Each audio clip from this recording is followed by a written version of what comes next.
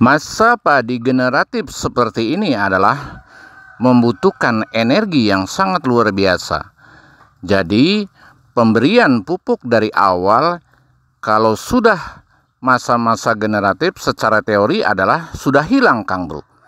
Nah, dari mulai sekarang kita memberikan nutrisi kepada tanaman tersebut karena padi tersebut ibarat orang adalah menjelang hamil atau sedang hamil kecil atau menjelang hamil besar. Ini adalah membutuhkan tenaga yang sangat cukup lumayan, vitamin yang sangat cukup lumayan. Nah, di antaranya vitamin apa saja, nutrisi apa saja yang diperlukan untuk padi semacam ini.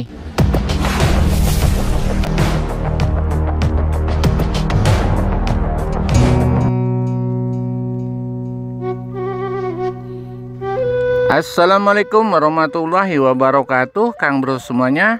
Anda sekarang berjumpa kembali bersama channel Pertanian dan Sejarah.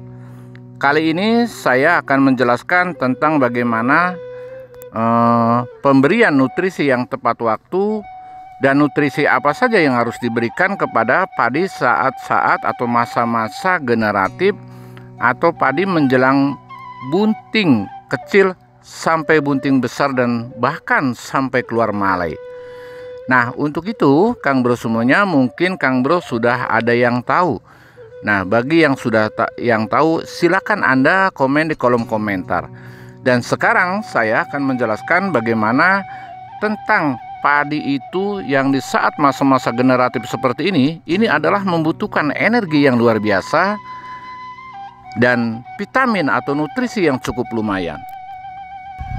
Tentunya padi-padi saat seperti ini adalah yang pertama membutuhkan P2O5-nya. Yang kedua adalah kalium, yaitu adalah fosfor dan kalium. Itu sangat dibutuhkan di saat padi seperti ini. Selain fosfor dan kalium, juga nitrogen juga masih tetap butuh selama tanaman ini masih hidup, Kang Bro. Jadi kalau bagi saya nitrogen adalah unsur yang harus direndahkan di saat masa generatif seperti ini. Nah, dengan cara bagaimana? Kalau saya yang pertama adalah semasa bunting kecil, saya menggunakan NKP atau MKP maksud saya, dioplos dengan pupuk organik cair masa vegetatif. Jadi kalau masa vegetatif itu kandungan nitrogennya agak lumayan. Jadi untuk bikin atau untuk membuat pupuk masa-masa generatif ini, sehubungan dari MKP tersebut tidak ada unsur nitrogen. Jadi saya mengambil nitrogen yang secara esensialnya yaitu diambil daripada pupuk organik cair. Nah, banyak orang mengatakan bahwa pupuk organik cair ini sangat kurang efektif kalau di masa-masa seperti itu. Tapi saya sudah melakukan berkali-kali, Kang Bro. Caranya adalah untuk membuat dalam 1 hektar, saya 3 liter pupuk organik cair masa vegetatif dan diaduk dengan MKP 500 gram. Nah, ini diaduk terus sampai merata, lalu dibiarkan 1 hari 1 malam. 2 hari 2 malam pun tidak masalah, lebih lama lebih bagus, Kang Bro. Istilah kata kita difermentasi dulu. Nah, biar bahwa larut atau homogen dengan pupuk organik cair tersebut. Dan setelah itu dibiarkan kita difermentasi minimal kita 1 hari 1 malam. Maksimal tidak terhingga lah ya, Kang Bro, lebih lama itu lebih bagus sebetulnya. Nah, bagaimana cara dosisnya? Dosisnya kita cukup 1 gelas minimal, atau 2 gelas pun nggak masalah. Andai kata takarannya, kalau mungkin kalau 1 gelas 3 liter itu tidak cukup, kalau menurut saya adalah sudah cukup. 2 gelas aqua pun cukup menurut saya untuk per tangki. Dan kapan waktunya yang harus diaplikasikan tepat sasaran? Kalau pagi hari, Kang Bro, itu dari jam 7 atau jam 8 itu sampai jam 10. Kalau sore hari dari jam 3 sampai jam 5 atau menjelang akan maghrib. Karena di saat-saat seperti itu adalah stomata daun tanaman kita sedang terbuka. Jadi mulut tanaman itu ada di bawah daun dari padi itu sendiri. Nah, dengan sprayer dan konsentrasi yang bagus, dengan cara pengaplikasian yang sedang, tidak terlalu cepat dan tidak terlalu pelan, ini adalah menghasilkan bahwa pupuk tersebut adalah diserap secara cepat oleh tanaman. Kalau kita menggunakan secara realnya dengan menggunakan MKP, 1 hektar sudah berapa kilogram atau harus berapa sendok. Tetapi kalau kita dicampur dengan pupuk organik cair yang kandungan nitrogennya agak cukup lumayan, seakan-akan kita membuat NPK yang sangat luar biasa. Jadi kandungan nitrogennya lumayan, kandungan fosfornya lumayan, kandungan kaliumnya juga lumayan. Unsur hara mikro dan mikronya sangat membantu untuk mengembangkan unsur daripada makro itu sendiri. Nah, ini adalah yang dibutuhkan oleh tanaman. Bahwa racikan seperti ini adalah nutrisi yang sangat lengkap. Selain kandungan unsur hara mikro dari POC itu sendiri, juga ada kandungan unsur hara mikro daripada MKP sendiri yang tidak tertera dalam label. Banyak petani yang selain menggunakan pupuk cair atau pupuk daun, banyak petani yang masa-masa generatif ini ditebar kembali dengan NPK. Tetapi kalau saya jarang melakukan seperti itu, dan itu pun dilihat daripada situasi keadaan tanaman dan tanah kita, Kang Bro, semuanya.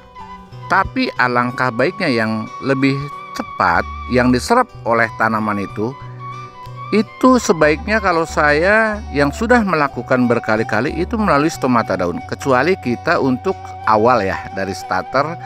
Nah, kita itu kan prosesnya kalau dari awal agak lama karena akar itu belum panjang. Tapi kalau sudah seperti ini, untuk kita menggenjot daripada energi nanti akan keluar malai, kita gunakan, alangkah baiknya menggunakan semacam pupuk cair atau pupuk daun. Mungkin Kang Bro semuanya ada yang bertanya, kenapa saya menggunakan di saat-saat atau masa generatif saya menggunakan POC vegetatif. Mungkin seperti itu. Nah, saya jawab sekarang Kang Bro semuanya. Kenapa saya menggunakan POC generatif yang kandungan nitrogennya tinggi? Nah, dicampur dengan MKP itu. Jadi begini, kalau kita menggunakan nitrogen langsung yang dibuat nitrogen, real nitrogen atau urea yang buatan pabrik, nah itu banyak kendala kalau saya sering lakukan. Dan keduanya, kita untuk mengukurnya juga bisa saja sih, kita umpamanya 1 karung atau 50 kg untuk 1 hektar. Tapi kalau saya tidak efektif dan sangat mahal bagi saya. Kalau yang namanya POC kan kita bikin sendiri saja bisa. Beli pun paling tidak jauh-jauh, mahalnya juga 50.000 atau 60.000 lah ya. Jadi saya lebih baik adalah seperti itu. Terus keduanya adalah, kalau yang namanya nitrogen esensial itu yang terbuat dari alam, itu jarang terkena dampak. Artinya daun itu karena laras gitu atau merah kebanyakan nitrogen atau gimana, jarang yang pernah saya ketahui. Maka dari itu saya menggunakannya dan selalu memberikan vitamin tergantung daripada fasenya. Itu saya menggunakan dengan POC vegetatif saat itu dan dicampur dengan MKP saat ini sekarang. Nah, itulah Kang Bro semuanya, karena banyaklah cara dan teknik untuk masalah tentang memberikan nutrisi di saat padi masa generatif atau padi menjelang bunting. Seperti itu Kang Bro. Karena dengan nutrisi yang cukup di saat padi-padi atau padi sekarang sedang bunting ini nanti akan terjadi, akan menghasilkan keluar malai yang cukup lumayan. Jadi malai bisa panjang dan bobot padi juga cukup lumayan. Selain daripada itu, nanti ditambah lagi akhir daripada akan keluar malai atau penyepraian terakhir setelah keluar malai, kita kan sering menggunakan pengisida yang mengandung hormon, juga bisa untuk menambah bobot daripada itu sendiri, padi itu sendiri. Nah, untuk itu Kang Bro semuanya, bahwa masa-masa generatif ini masa-masa yang wajib Kang Bro dilakukan dengan cara bagaimanapun. Artinya memberikan nutrisi yang lengkap, dan bahkan kita untuk mengejar bagaimana itu pembuahannya atau keluar malingnya sama lah seperti manusia. Nah, untuk itu Kang Bro Tani semuanya, dari saya cukupkan sekian saja. Barangkali ada yang kurang puas atau kurang jelas, boleh Kang Bro komentar di kolom komentar.